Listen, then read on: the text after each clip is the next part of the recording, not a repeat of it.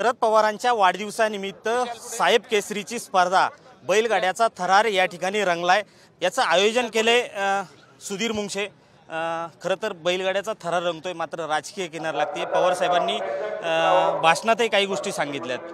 पुढच्या काळातली कशी रणनीती राहील काय नाही, पवार साहेबांच्या वाढदिवसानिमित्त या ठिकाणी गेली 5 दिवसापासून जी स्पर्धा भरवली त्या स्पर्धेसाठी जे नियोजन केलं आमचे सर्व सहकारी त्यांचे पहिले मनापासून मी आभार मानतो। आणि ही स्पर्धा आहे, आम्ही कुठल्याही स्पर्धेमध्ये लढण्यासाठी आम्ही तयार असतो।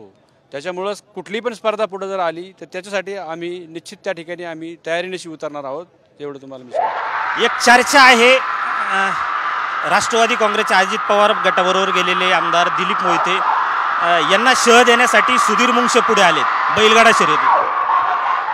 असा कुणाला शह देण्यासाठी ह्या राजकारणामध्ये मी प्रवेश नाही केलेला।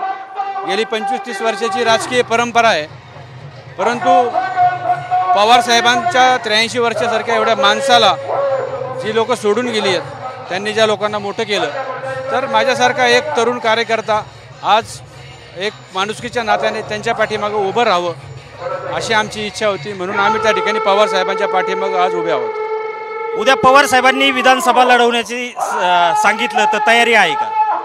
त्यांनी जर आमच्या डोक्यावरती आशीर्वाद ठेवला तर त्या ठिकाणी 100% आम्ही त्या ठिकाणी ते मान्य करून त्याप्रमाणे आम्ही तयारी करणार।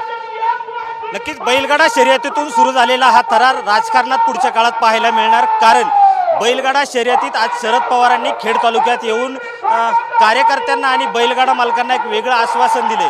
त्यामुळे खेड तालुक्यामध्ये राष्ट्रवादी काँग्रेस विरुद्ध राष्ट्रवादी काँग्रेस अशी लढत होणार का हे पाहावं लागणार। रोहिदास गाडगे, साम टीव्ही न्यूज, राजगुरुनगर, पुणे। देश विदेशातील प्रत्येक घडामोडींचे लाईव्ह अपडेट मिळवण्यासाठी आता साम टीव्हीच्या सर्व सोशल मीडिया प्लॅटफॉर्मला लाईक, फॉलो आणि सबस्क्राईब करा। तसंच सर्व नोटिफिकेशनसाठी बेल आयकॉन प्रेस करायला विसरू नका।